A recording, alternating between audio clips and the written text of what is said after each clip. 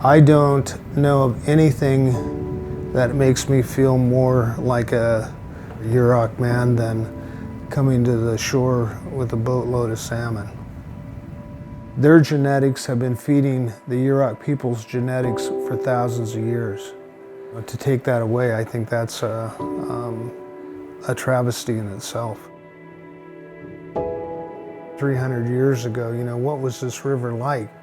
It was pristine, it was beautiful. This is the Creator's country.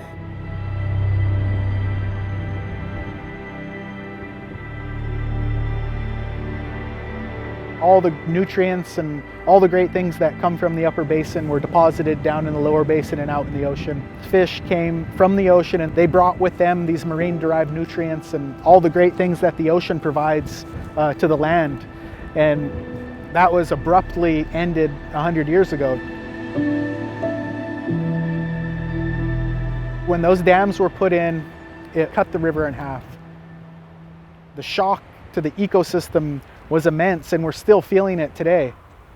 The reliance on salmon as a staple was substantial. They pretty much extinguished the spring run in the Klamath, the one that everybody depended on the most. I think dams, particularly in the West, they're sort of these vestiges of manifest destiny. It's sort of this idea that you'll go west and conquer the wilderness, people somehow romanticize. But in a lot of cases, like on the Klamath, the dams really aren't worth keeping. Their harm is far greater than their benefits. Our spirituality, our way of life, and who we are depends on the health of the Klamath Basin. We know that the river can repair itself with the removal of the dam.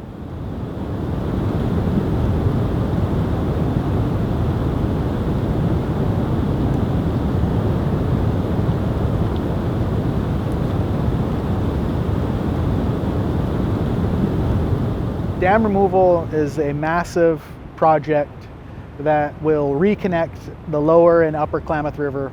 We need enough water for the aquatic resources, whether it's fish or insects, ecosystem services. And if water is constantly being diverted to agriculture or for other needs, we're going to have a hard time restoring the river.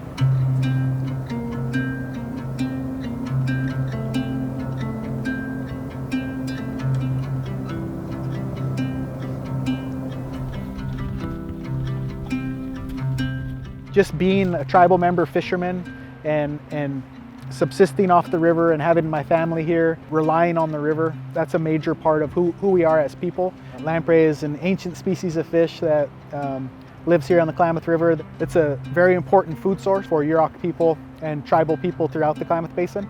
We've subsisted on lamprey since the beginning of time, and so we're trying to continue that tradition. They are born in the river and they go out to the ocean and grow to adulthood and then come back to the river to spawn, but now over 50% of their spawning habitat has been taken away by these dams.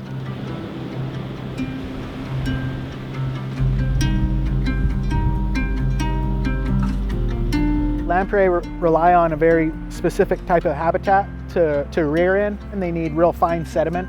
Because dams block sediment transfer, there's a large section of river downstream of the dams where there's not enough sediment for lamprey. Those reservoirs have terrible water quality, whether it's low dissolved oxygen, toxic algae, high temperature, and that poor quality water is released downstream into the river, and lamprey and everything else has to swim in that water.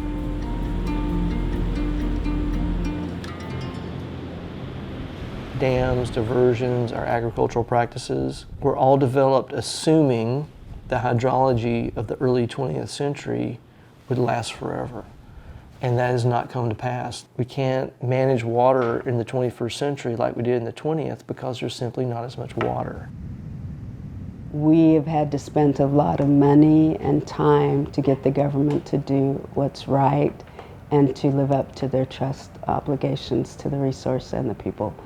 Who was protecting fishing, hunting, gathering rights for us was the federal government. And they failed to do so in every era. They failed to do it when the dams were placed. They failed to do it when they created the reservation and our lands were stolen. Each generation has had an impact by bad decisions being made and by the government not living up to its responsibilities to our people at every stage.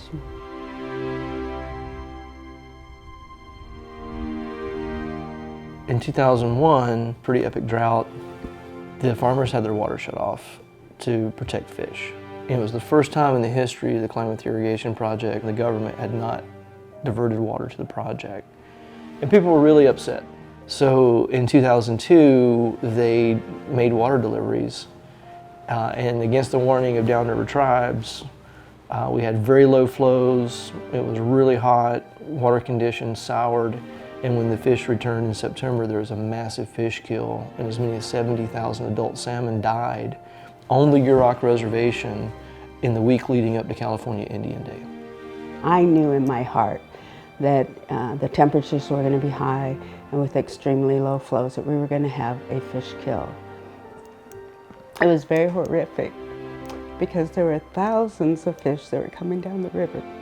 Fish they'd swim along and they would gulp for air. They'd swim a little bit further and they'd just flop over and be dead. If you can imagine 70,000 dead adult Chinook, you're talking about fish that are this big and this wide, lining the river 5 to 10 deep. It was horrible.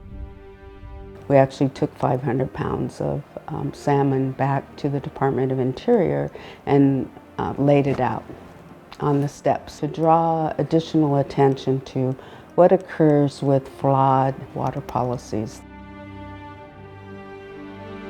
It's a traumatic event, and there's sort of nothing in the oral histories of these tribes that describes something like this. But I think that galvanized tribes to build a coalition to make a change. Tribal leaders took all of that, kind of the despair that people felt after the fish kill, and kind of turned that into something positive, which was a 20-year campaign that's resulting in the biggest dam removal in the history of the world. As a colleague of mine used to say, that eventually the Lord calls all the dams home.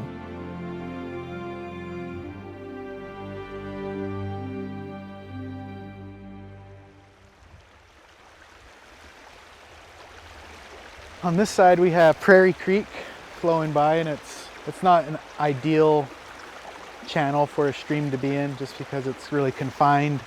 There's not a lot of complexity. There's no point bars, there's no turns in the stream, there's nowhere for fish to spawn. What we've done here is create this new channel, which is more like what the stream used to look like. So it's more like a natural functioning stream. This is a really important project. It's not on the Klamath River, but it's within our ancestral territories. The Yurok Tribal Constitution dictates that we restore and protect the waters and the lands within our ancestral territories. This is a piece of a larger puzzle where we're trying to restore as much riverine habitat as we can. By removing the Klamath River dams, we're going to open up 400 miles of additional spawning habitat. That'll have benefits for everything associated with the river, whether it's salmon or lamprey or bears or eagles or even killer whales out in the ocean. Everything will be impacted in a positive way. There's a lot of restoration work that's going to go on here for salmonid habitat and just trying to get the ecosystem back to where it should be. Wolves just showed back up on the Klamath Basin. Condor was just reintroduced in the Klamath Basin. And we're pulling off the biggest salmon restoration project the world's ever seen. So we're starting to put the Klamath back together, and I think, if nothing else, I hope this inspires people everywhere else that you can do these things, you can win against long odds, and you can fix things. If it weren't for tribal people, our ceremonies, and traditional knowledge, those dams wouldn't be coming out.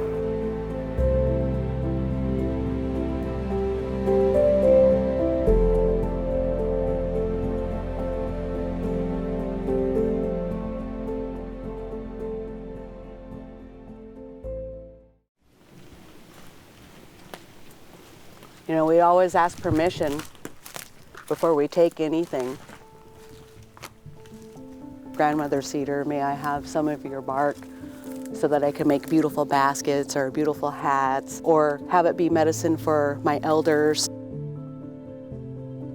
I don't always say it out loud like that, but I'll, in my own way.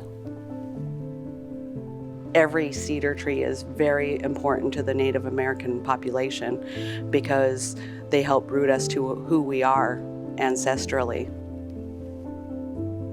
Our people were the first stewards of this land. We knew what we could do and we knew what we couldn't do. Grandmother cedar tree really was instrumental in providing for our people and making sure that our way of life continued on. There needs to be a lot more responsible stewardship going on with our land and the trees especially.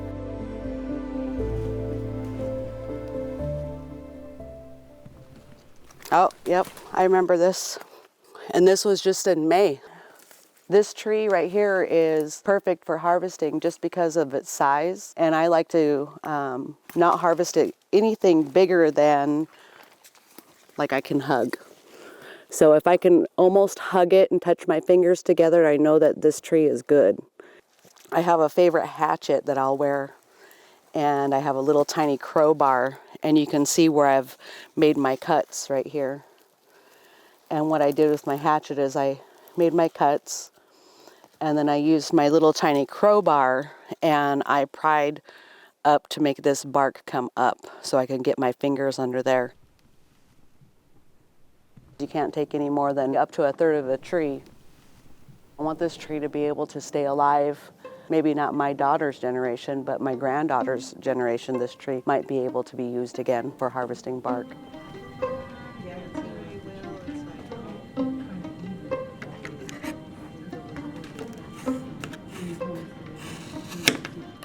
I talk about how important the cedar tree was. Not only did this tree provide housing for us, it provided our transportation, our paddles, clothing, our hats, our baskets. This hat took me a total of 42 hours to make from start to finish, and that's from gathering as well. Well, I wanted something that represents me as a whole. I work with cedar and wool. And so I wanted to be able to make those little embellishments that represents myself best.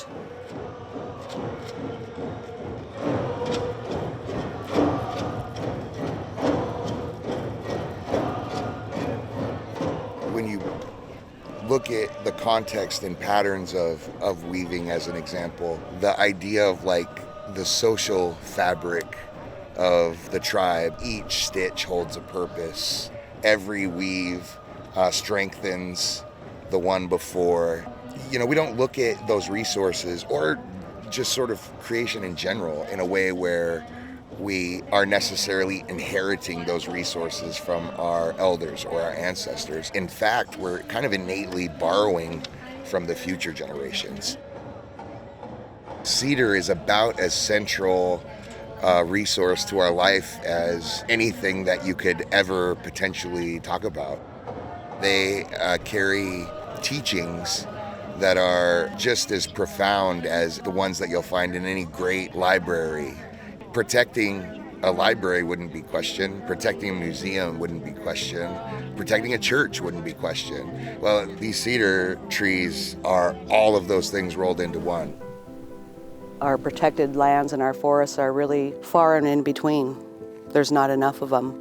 There needs to be more protected. This whole tree is a symbol of who the Native American people were in this area. Her role continues over and over and over and over. We have so many generations after us that's going to depend on Grandmother Cedar Tree to hold themselves in their own identity.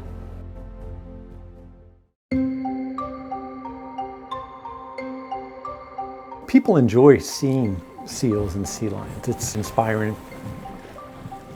It's just beautiful to watch. They're fun. They're highly adapted to do what they do. We were in danger of losing these back in the 60s. In 1972, the Marine Mammal Protection Act was put in place, and 30 years went by and these populations recovered. They're at an all-time high since we've been measuring. Pinnipeds are a success story in conservation.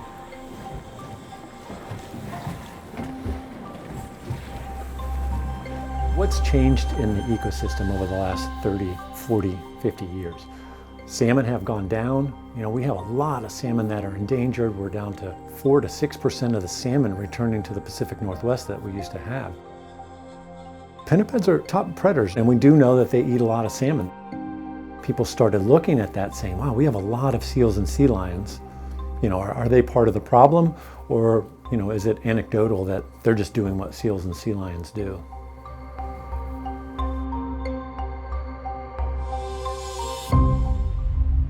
I was part of a group of people that recommended, what we need to do is pull all this science together and have an independent look at it. Do we know enough to make a decision, or are there really big questions that we still have to answer before we try and do anything about pinniped predation on salmon? When we go out on these surveys, usually we're just kind of checking out the scene to see what sort of animals are we going to find for that day. And usually when we see some sea lions, we're also looking for if there's any signs of entanglements. Make sure we take out our binos and our camera. So we're here at Whale Rocks, just at the entrance of Cattle Pass, and there's a big haul out here. Sometimes we see harbor seals here. Today, this is just totally stellar sea lions. I'd guess there's probably close to 100 animals on the rock and in the water. And the little guys are really, really fun to watch. Kind of makes you realize they're smart. They're like dogs, They're intelligent. They're sentient creatures. Those animals are fat. They're really happy. They've finished their breeding season. They're playful. They feel good. That's a robust, healthy population. If we're going to remove those animals, we want to be pretty certain that we're going to cause the benefit that we want to cause. Otherwise, that's a pretty big animal welfare issue on our hands. Conversely, if we don't do something, then we're not going to save salmon, and that's a big human rights issue with the tribes and the First Nations. This is something that we've been, on the tribal side, have been really pushing for the last decade plus. It's a constant battle with seals and sea lions. They've learned through behavior that if you come to Tulalip Bay, there's these nets in the water, and it's easier to corral fish into a gill net and rip them out of there than it is to go chase them out in the open oceans.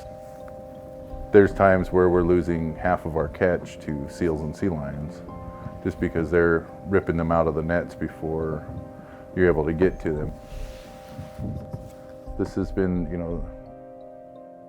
our way of life since time immemorial. If fishing goes away, we start to lose those pieces of our culture. We have 5,000 plus tribal members that we're trying to provide opportunity for, trying to provide salmon for, for cultural uses. Without those things, we're having to go buy fish from somewhere else. And as a fishing people, that's kind of, that's a hard thing to do. It's a treaty reserve right that the tribes have, and if we're unable to fish, then the treaty right is basically lost its value. That was something that was retained by our ancestors. We have to recover salmon. There is no question about that. There are 138 different vertebrate species that depend on salmon, some of their life stage. They're a key component of the ecosystem. More importantly than that, they are critical to the survival of the tribes and First Nations. And I don't want to see their culture disappear on my watch. At the same time, I don't want to see us try something that's going to affect the sea lions and not benefit the salmon.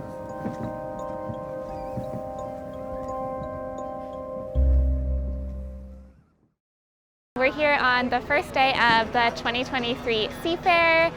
This is a pretty important year for hydro racing and Seafair because it's the first year that the Gold Cup, which is the oldest trophy in motorsport, is coming to Seattle for the first time in 38 years. So to experience a little bit of that history, we are going on a ride-along in one of the vintage hydroplanes.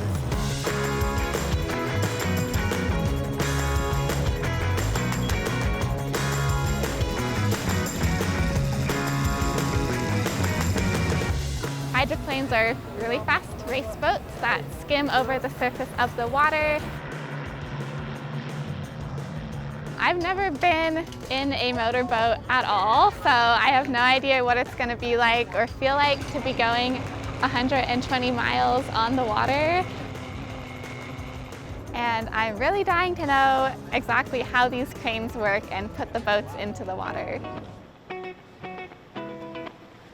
Hydro and Boat Racing Museum in Kent manages all of the vintage boats that are here today. It looks like there's 4 or 5, and they're generally kept in the museum. But I was also told earlier that almost everything in the museum has been repurposed and is actually functioning. So even though most of the time the boats might just be sitting there, they are actually functioning boats that you can take out on the water. That's the one I'm going to be riding in, the Pay and Pack. It was built in 1973 and won a gold cup in 1974 and 75. You'll love it. Okay, that's encouraging to hear. It will be loud, so I'm sure my brother will tell you set of earplugs. Right. And the helmet too. And it'll still be loud because you're sitting right behind the engine. So before around the 70s, the hydroplanes were made out of wood, and if there was a collision, it would basically break apart and there would just be an engine left. And so at the time, the safest thing was to have an open cockpit and no seatbelt, because it was actually safer to just be injected as opposed to sinking. Luckily, that is not the case anymore. Apparently the Budweiser guys went down and they were met with a manufacturer, whoever was making the canopies for F-16s. If it has one little defect or whatever in the canopy where that might affect the pilot's vision, they throw them away. Well, we could use them. The Budweiser guys did it first. They put an F-16 canopy on it, and then they put a roll cage inside of it too.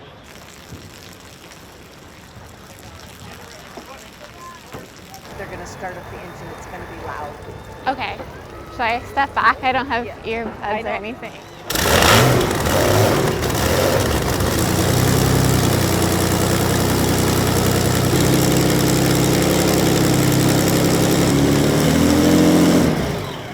So luckily, someone I met warned me that the boats would be firing up, but it still made my heart jump a little bit. It was just really loud, really intense. The sound of the engine is very overwhelming, but still, I'm excited. I think it's going to be fun.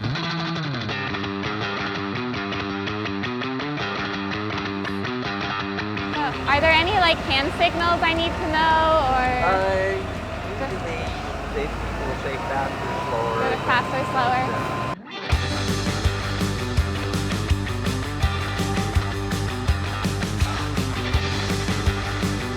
It's pretty crazy. It looks like the drivers get in after they lower into the water, which is good news. I honestly had no idea. I was slightly worried about that. You excited? I am really excited. Almost happening. It's fun. You'll think it's cool. It's unlike anything you've ever done. It's awesome.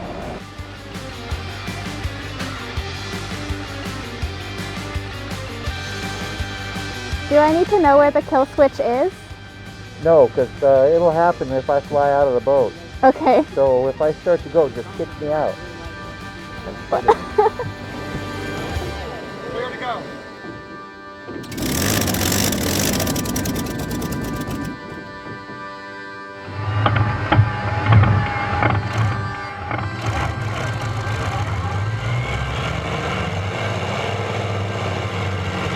I started getting actually nervous once I got into the cockpit, and I was like, oh my gosh, we're taking off.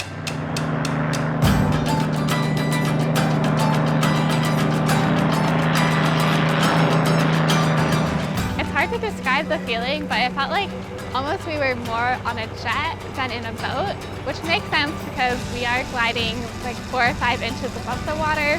So there were some bumps, but when we were going straight away, it was really cool. I was just looking at Mount Baker in the distance. The turns were not as fun. The turns were kind of scary. The driver and I were really packed in there, so we were just getting thrown side to side against each other. Felt like I could kind of fly out if I was not holding on.